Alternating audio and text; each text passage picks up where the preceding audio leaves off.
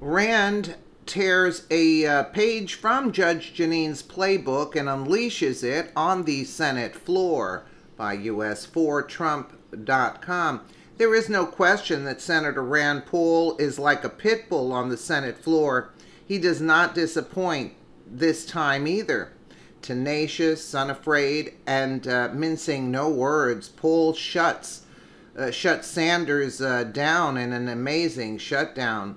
The 115th Congress has less than a week to go until they are in recess and reconvene in September. So Bernie Sanders thought bringing a Russia resolution to the Senate floor was of the utmost importance. The Sanders resolution, that could not wait until after the recess, includes backing the intelligence community's assessment of Russian election interferences, reports The Hill.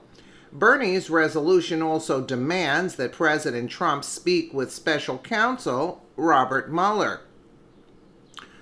Well, Senator Rand Paul had a thing or two to say about that, and in the way only a feisty doctor from Kentucky can. He said it brilliantly, point blank, and without hesitation. Furthermore, Paul announces what afflicts Bernie while he is at it, and in 3 words, Paul diagnoses Bernie Sanders there.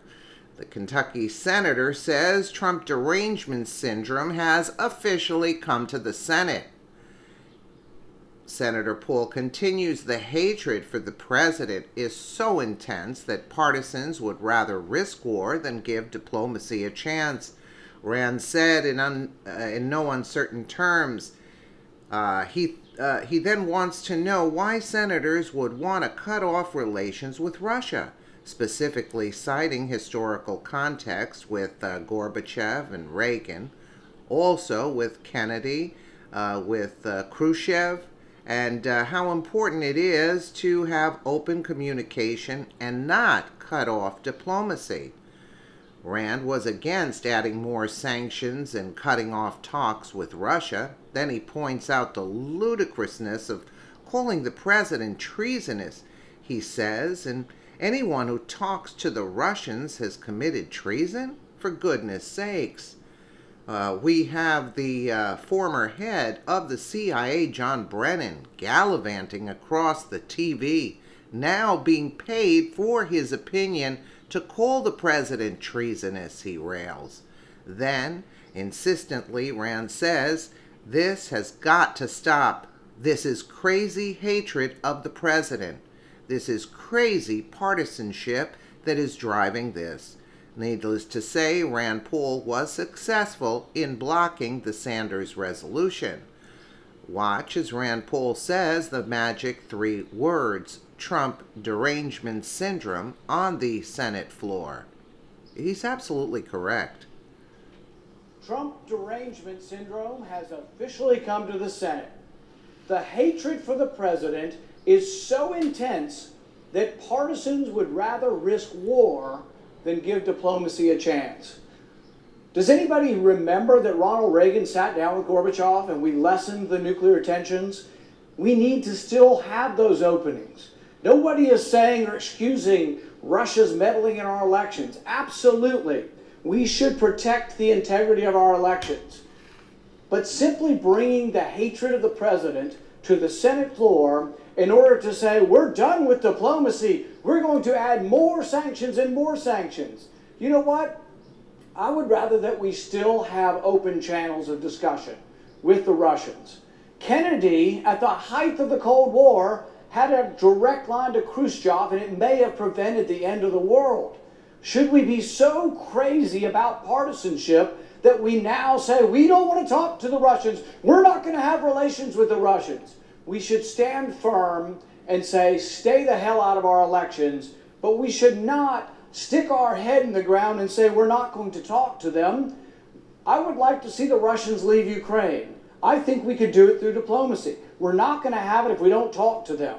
I would like to see the Russians help more with North Korea. with denuclearization of the Korean Peninsula. We're not going to have it if we just simply heap more sanctions on and say we're not going to talk to the Russians, and anybody that talks to the Russians has committed treason. For goodness sakes, we have the former head of the CIA, John Brennan, gallivanting across TV, now being paid for his opinion, to call the president treasonous. This has got to stop. This is crazy hatred of the president. This is crazy partisanship that is driving this. For goodness sakes, we don't excuse Russia's behavior in our election, but we don't have to have war. We can still have engagement.